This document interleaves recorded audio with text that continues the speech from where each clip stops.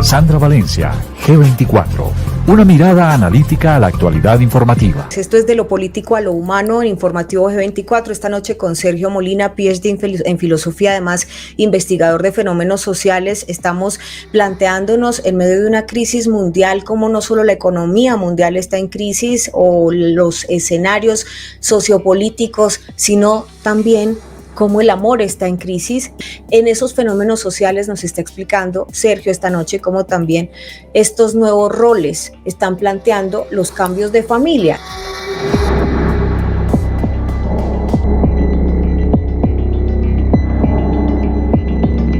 Gracias a quienes se conectan a esta hora desde Norte, Centro, Suramérica. Bienvenidos, comunidad de analíticos de Informativo G24. Estamos en www.canalg24.tv, también en vivo a través de Informativo G24 en YouTube. Recuerde seguirnos también en nuestras redes sociales. En Instagram somos Informativo G24 Oficial y mi cuenta personal es Sandra Valencia G24. Vamos a estar con Sergio Molina, poniéndole la lupa a esa situación donde no solo la crisis del mundo radica en una crisis económica mundial, una crisis social llena de inconformismos y protestas en varios países, pero además esta crisis geopolítica que podría llevarnos incluso a la expansión de conflictos globales, si se quiere ver todo ese panorama geopolítico, geoeconómico. Sin embargo, hay otra crisis que probablemente no estamos viendo y tiene que ver con el relacionamiento, con la manera como estamos mirando el amor.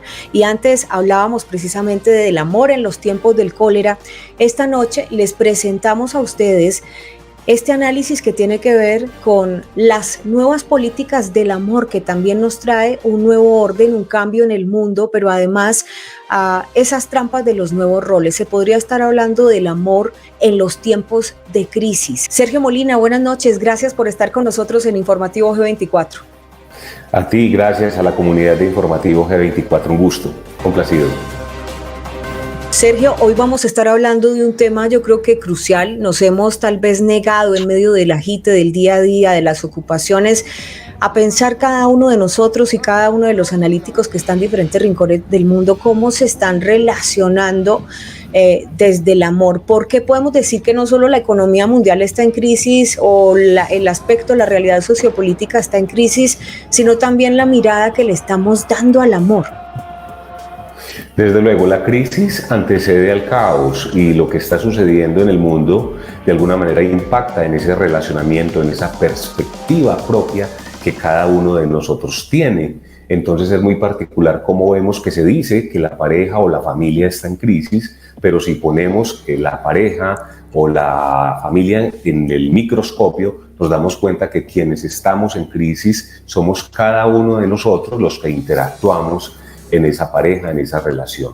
Luego vamos entonces a la individualidad de un ser humano que viene de las últimas dos guerras, que lo han tenido en un proceso de reconversión industrial, en un agite de competitividad y en una resignificación del concepto de bienestar. Lo que está pasando en París no es poco ejemplo, es algo significativo, porque precisamente lo de París tiene que ver con que se alarga una expectativa de vida que nos está pasando a nivel mundial, pero quizá no haya calidad de vida.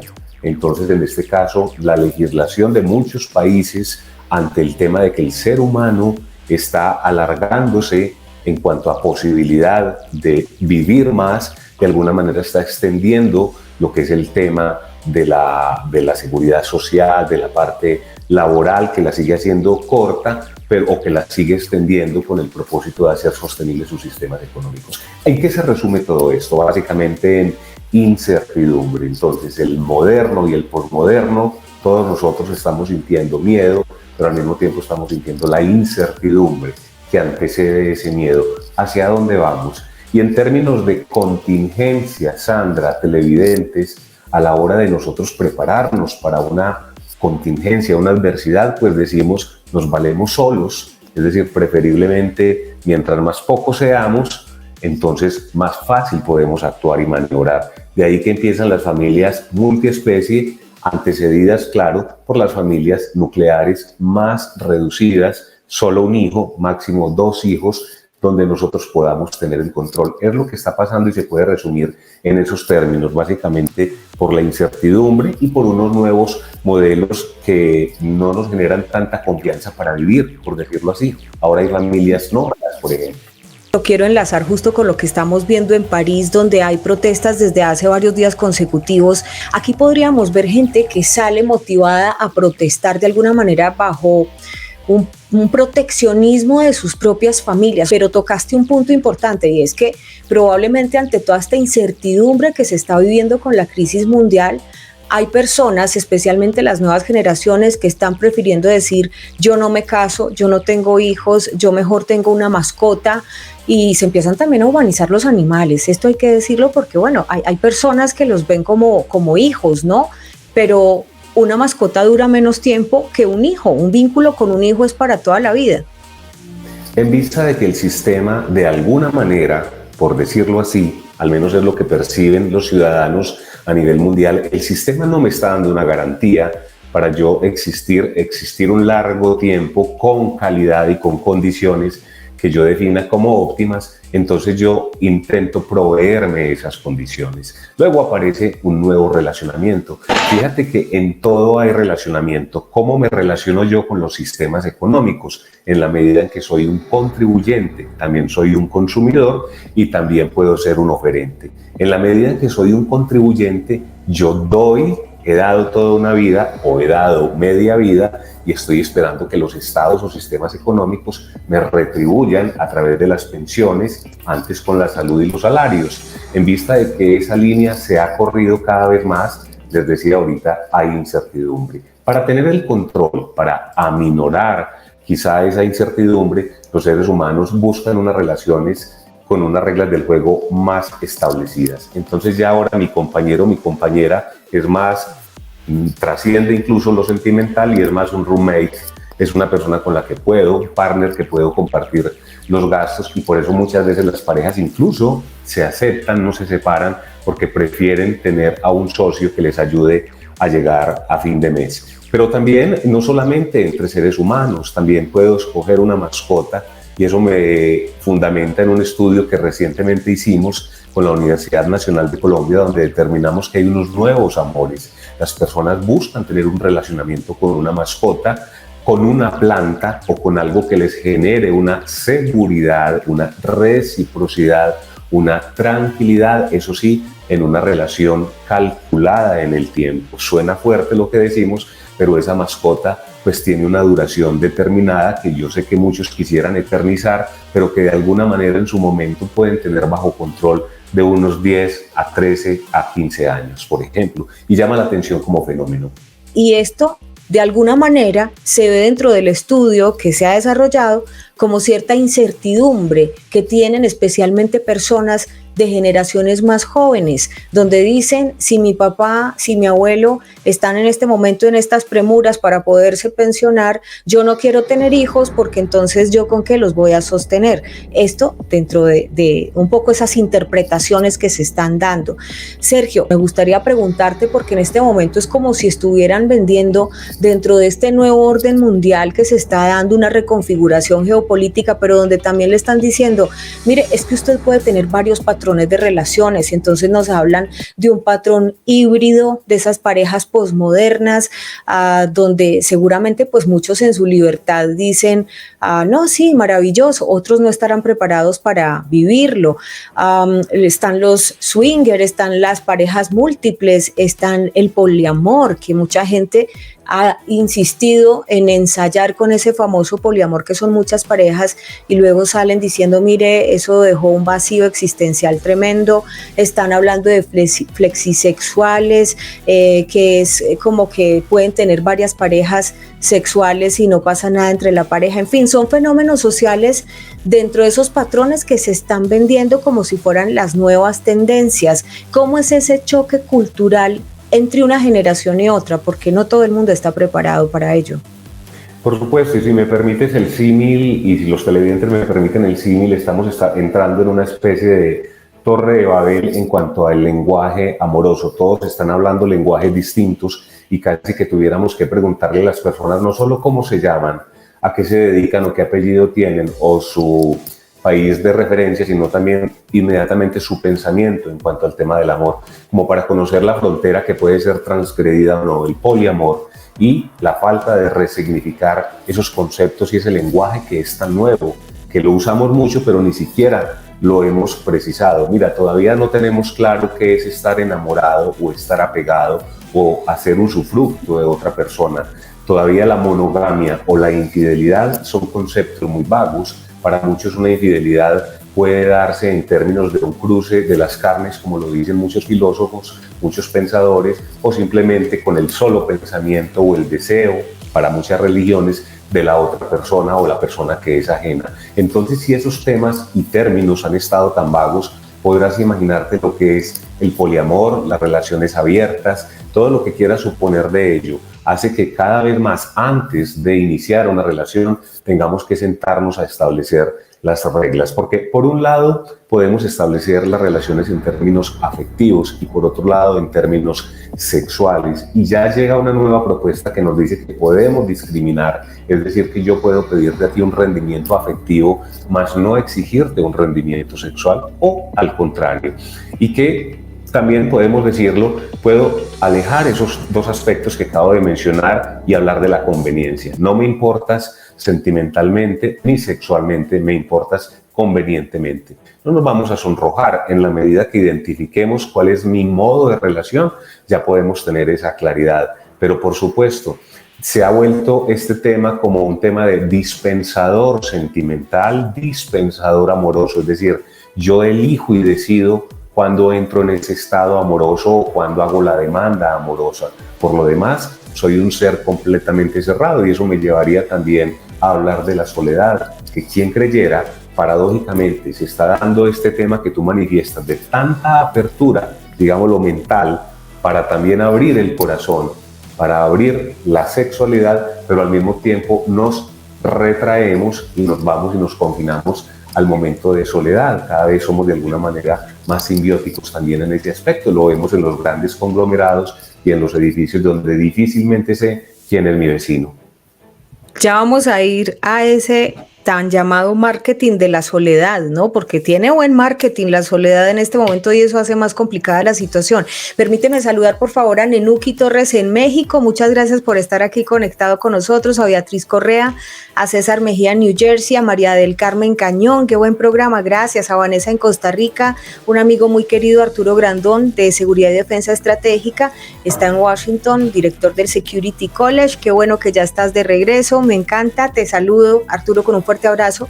Jesús Pineda en El Paso, Texas, qué maravilla que estás aquí, y Ana Núñez que nos está saludando desde Nueva York. Bienvenida, Ana, gracias por estar con nosotros. En un momento donde el mundo está en crisis, donde todo este cambio que hubo en los últimos 2 años generó decisiones duras, algunas personas decidieron definitivamente quedarse solas, otros decidieron divorciarse, otros decidieron no, es el momento de irnos a vivir juntos, es decir, hubo mucho movimiento en el tema de las relaciones, de visiones de la vida y demás, pero me gustaría preguntarte, en este momento hay mucho marketing de la soledad, donde te dicen, empodérate, tú no necesitas a nadie para ser feliz, y es como si estuvieran convenciendo a cada uno en las redes sociales de que no necesita a nadie para ser feliz, de que se lo merece todo, y entonces ¿dónde va a quedar el trabajo personal para mejorar y para construir relaciones sanas? Te lo pregunto, a ver desde tu perspectiva, ¿cómo lo ves? Desde luego, y lo mencionas muy bien, Sandra, casi con títulos que se imagina, lo llevan a uno a imaginarse los libros que le generan esa fortaleza para estar uno mismo, y hace carrera expresiones como el myself, el tú puedes, en ti está la respuesta, casi que no necesitas al otro, hazlo tú mismo, sal adelante, y eso lo plantean como un elemento simbiótico de reconocimiento propio. No, mire, siempre el límite, siempre el equilibrio, es decir, todo tiene como un punto que nos establece a nosotros como límite. Para cualquier tema que hablemos en adelante vamos a establecer esa expresión que la vamos a tener a la mano. ¿Por qué? Porque normalmente nos lo plantean como el crecimiento personal o el amor propio como un estado que se queda ahí. Para nada, es un estado que normalmente me permite reconocerme y simultáneamente me permite yo poder reconocer al otro o a la otra persona. A lo que vamos, y en términos humanistas, es a una corriente de necesitamos al otro, porque nuestras sociedades son contributivas, entonces nuestras necesidades necesitan quien promueva el contenido, pero también quien, como digo yo muchas veces, instale el cable, es decir, es perfectamente contributiva y es concurrente en cuanto a los roles. Desde luego, ustedes, televidentes de G24, tienen que encontrar ese límite y ese es el propósito nuestro, siempre decirles donde me reconozco, pero simultáneamente no pierdo de vista al otro y las circunstancias que están ocurriendo. Como circunstancia es lo que está ocurriendo en Francia. Lo de Francia tiene una repercusión y es quizá un síntoma de un fenómeno mundial que me lleva a mí a pensar exactamente cómo me sitúo ante esa posibilidad. Yo puedo empatizar, simpatizar, intentar ponerme en los pies de los parisinos para saber si yo a mi edad estaría también dispuesto a aceptar que corrieran esa línea para allá o para acá de pensiones. Y sabiendo que estamos hablando de los primeros mundos, entonces me pongo en esa situación y eso me permite generar opinión. Claro, desde luego, poniendo siempre el límite. Tú puedes, claro que sí, las personas salen adelante, por supuesto. El primer propósito y la primera felicidad y el primer amor se encuentra en cada uno de nosotros, pero no podemos hacer alusión al amor propio como acto de soledad, porque de ahí llega la insensibilidad, personas indolentes y personas que no tienen realmente una consideración hacia el otro. Pudiera estar el edificio en llamas, ellos se quedan en su propio departamento. Entonces, la invitación siempre es establecer ese punto de equilibrio. ¿Qué es lo que yo estoy consumiendo o a qué están aludiendo algunos medios o algunas corrientes económicas para que yo esté cada vez más solo? O de verdad no debo perder de vista a las personas que me acompañan y que son tan parecidas a mí, que tienen elementos tan constitutivos como los tengo yo. ¿Quiénes se benefician con la soledad de los seres humanos? Es una buena pregunta que les dejamos esta noche en esta mesa de análisis, porque seguramente pues hay tendencias, ¿no? Cuando hay familia, cuando hay vínculos de amor, obviamente eso va a ser una motivación muy fuerte para que existan este tipo de protestas cuando se cometa un acto injusto en cualquier estado. Estoy hablando esto como caso de estudio en Francia, pues donde protestan contra esa reforma pensional y seguramente sus familias son ese motor.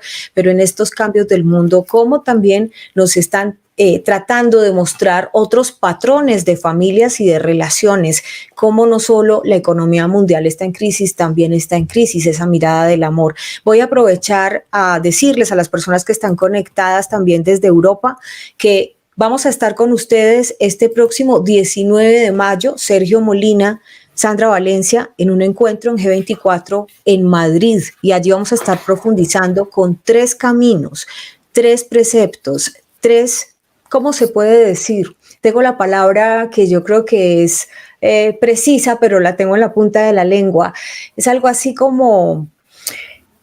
se me fue. En fin, en todo caso son 3 caminos para ese amor inteligente en tiempos de crisis mundial. Cómo entender esas nuevas políticas del amor y las trampas de los nuevos roles es una carga, digamos, de contenido muy útil, muy poderoso para que usted entienda todo el panorama de lo político a lo humano, desde lo geopolítico, lo geoeconómico y por supuesto el impacto que tiene en el relacionamiento.